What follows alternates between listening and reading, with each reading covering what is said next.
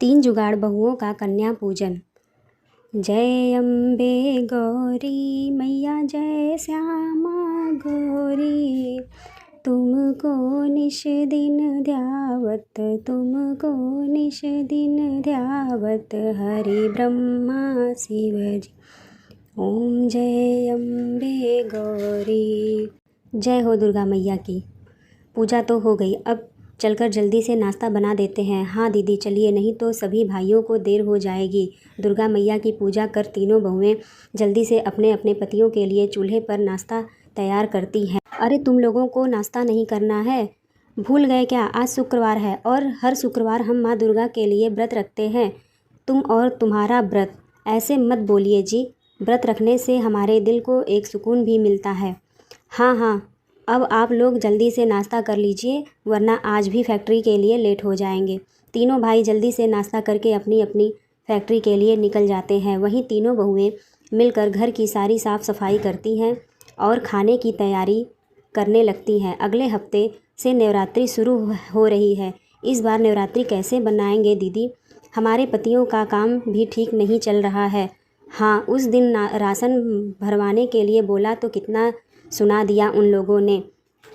हर साल जैसे तैसे करके हम लोग नवरात्रि मना लेते हैं, लेकिन इस साल नवरात्रि नहीं मनाएंगे तो हमें कैसा लगेगा? मुझे तो इस साल नवरात्रि मनाना बहुत मुश्किल लग रहा है। तीनों बहुएं नवरात्रि को लेकर काफ़ी परेशान हो रही थी कि तभी उनमें से बड़ी बहू पायल कहती है, एक काम क्यों नहीं करते, हम तीनों भी कोई नौकरी ढूंढ लेते हैं, जो पैसे मिलेंगे मना लेंगे और अच्छे से कन्या पूजन भी करेंगे। नौकरी कर तो ले, लेकिन कहीं नौकरी मिलनी भी तो चाहिए हमें। कौन नौकरी देगा? नवरात्रि और कन्या पूजन को लेकर तीनों बहुएं काफ़ी परेशान हो रही हैं और ऐसे ही एक एक दिन निकल जाते हैं। रजनी हर रोज़ की तरह आंगन की झाड़ू लगा रही होती है तो वह देखती है कि उसके पड़ोस में रहने वाली कई औरतें नवरात्रि और कन्या पूजन का सामान लेकर आ रही हैं, जिसे देख रजनी को एक तरकीब सूझी और वह जल्दी से बाकी बहुओं के पास अंदर जाती है। अगर हमें कोई काम नहीं दे रहा तो हम लोग एक काम तो कर सकते हैं। नवरात्रि शुरू होने में अब सिर्फ कुछ ही दिन रह गए हैं। दुर्गा मैया की पूजा के लिए हर दिन लोग ताज़े ताज़े फूल और मालाएं खरीदते हैं, तो क्यों ना हम लोग जंगल से फूल लाकर उनकी सुंदर सुंदर मालाएं बनाकर बेचें। यह तो बहुत अच्छी तरकीब बताई है तुमने। मैं सोच रही हूँ कि माला के साथ साथ माता रानी की चुनरी भी बनाकर बेचेंगे। हमारे घर में कपड़ों की बुनाई का सामान तो रखा ही हुआ है। कतरन मार्केट से कपड़े लाकर हम उनकी बुनाई करके आराम से माता रानी की चुनरी बनाकर बेचेंगे। और टीना, तुम बेसन के लड्डू तो कितने अच्छे बनाती हो। अगर प्रसाद के रूप में हम बेसन के लड्डू और बूंदी बेचें तो हम अच्छे पैसे कमा सकते हैं और इस साल हम बड़े धूमधाम से कन्या पूजन करेंगे। तीनों बहुओं को एक दूसरे की तरकीब से काफ़ी ज़्यादा खुशी हुई। इसके बाद अब रजनी पायल के साथ जंगल जाती है और वहाँ से ढेर सारे सुंदर सुंदर फूल तोड़कर इकट्ठा कर लेती है। हमने फूल इकट्ठे कर लिए, बस अब सुई के अंदर धागा डालकर हमें इन्हें सारे फूलों को सुई में डालना होगा। रजनी और पायल जुगाड़ से ढेर सारी रंग बिरंगी फूल मालाएं बनाते हैं और उन्हें ले जाकर मंदिर और मार्केट में बेचते हैं। ये फूल माला तो कितनी ज़्यादा सुंदर है, वरना पूरे बाज़ार में सिर्फ गेंदे के फूल की माला मिल रही है। कितने की माला है?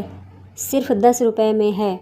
इतनी सस्ती और इतनी सुंदर फूलों की माला लेकर 10 रुपये में बेच रही हो। सारी औरतें उनके पास ही आकर माता रानी के चरणों के लिए फूल और गले की माला खरीदने लगती हैं। वहीं दूसरी तरफ, अरे ये क्या, मेरे पास तो बेसन के लड्डू में डालने के लिए घी ही नहीं है और घर में पैसे भी नहीं है। बाहर से घी खरीद कर कैसे लाऊंगी? अब मुझे बेसन के लड्डू के लिए घर में ही घी बनाना पड़ेगा। अब वो पड़ोसन में रहने वाली काफ़ी से उनकी गाय का ताज़ा दूध लेकर आती है और अब दूध से देसी घी बनाकर टीना बेसन के लड्डू, बूंदी और साथ में खीर भी बनाती है, जिन्हें वो हलवाइयों के दामों में आधे से बेचती है।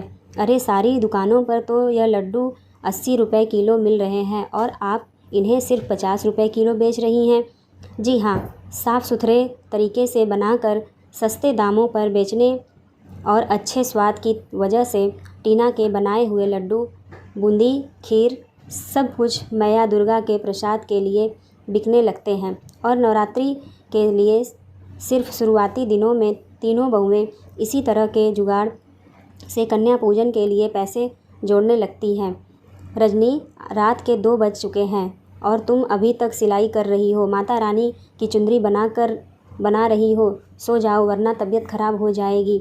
बस थोड़ी देर और चुंदरी बना लूँ फिर सो जाऊंगी। तीनों को मैं कन्या पूजन के लिए पैसा इकट्ठा करने के लिए दिन रात एक कर देती है। तुम तीनों सुबह से शाम तक कितनी मेहनत करती हो, वो भी सिर्फ निर्जला व्रत रहकर। पूरे व्रत रखने की क्या ज़रूरत है? ऐसे तो तुम सबकी तबीयत खराब हो जाएगी। परेशान मत होइए, माता रानी हमारे साथ हैं, उनके रहते हमें कुछ नहीं हो सकता है। ऐसे ही समय गुजरता गया। अब कन्या पूजन के लिए सिर्फ 1 दिन रह जाता है।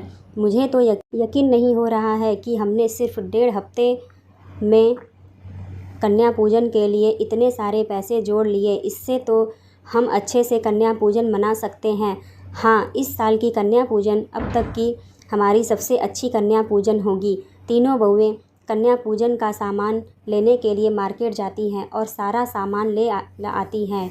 लेकिन जैसे ही वह कन्या को खिलाने के लिए प्लेट लेने जाती हैं तो हर दुकान में प्लेट ख़त्म हो चुकी होती है और स्टील की प्लेट्स काफ़ी ज़्यादा महंगी होती है। नवरात्रि की वजह से सारी प्लास्टिक की प्लेट ख़त्म हो गई और स्टील की एक प्लेट 100 रुपये से कम नहीं है। अब हम कन्याओं को खाना किस में खिलाएंगे?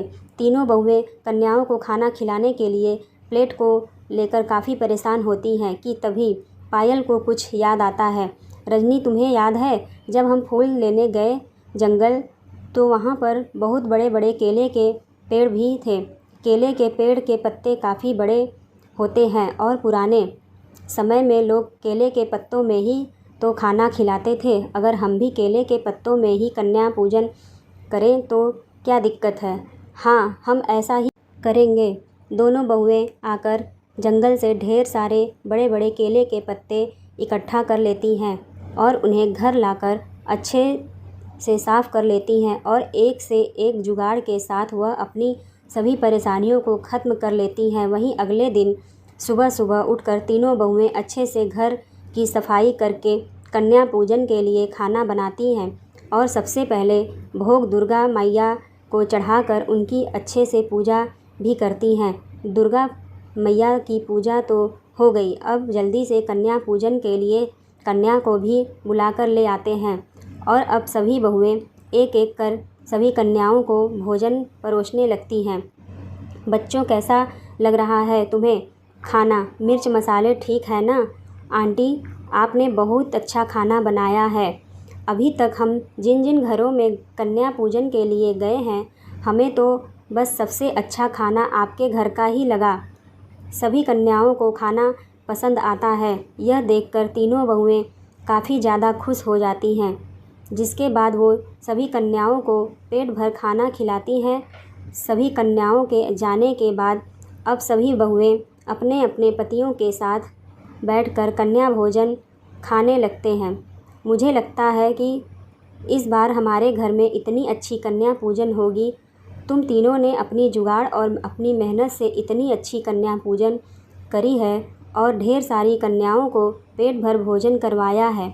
लेकिन अब यह जो भोजन बच गया उसका क्या कर ही नहीं था कि इतने कम सामान में भी हम इतना सारा कन्या भोजन बना लेंगे। सच कहें तो जब इतनी सारी कन्या हमने देखी तो हम तो घबरा ही गए, लेकिन सब माता रानी की कृपा से अच्छे से हो गया और हम सबके भोजन करने के बावजूद भी इतना सारा भोजन बच गया।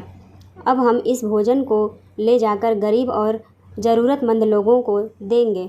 तीनों बहुएं कन्या पूजन के बचे हुए सारे खानों को ले जाकर गरीब और ज़रूरतमंद लोगों में बांट देते हैं, जिसके चलते कई लोगों की दुआएं उन्हें मिलती हैं। इसी के साथ तीनों बहुएं अपने जुगाड़ को जारी रखती हैं और साल भर इसी जुगाड़ के चलते वह काफ़ी अच्छे पैसे इकट्ठा कर लेती हैं और हर साल कन्या पूजन के साथ वह गरीब और ज़रूरतमंद लोगों के लिए भोजन भी करवाती हैं। जय माता दी। माता रानी सबकी ज़रूरत पूरा करें।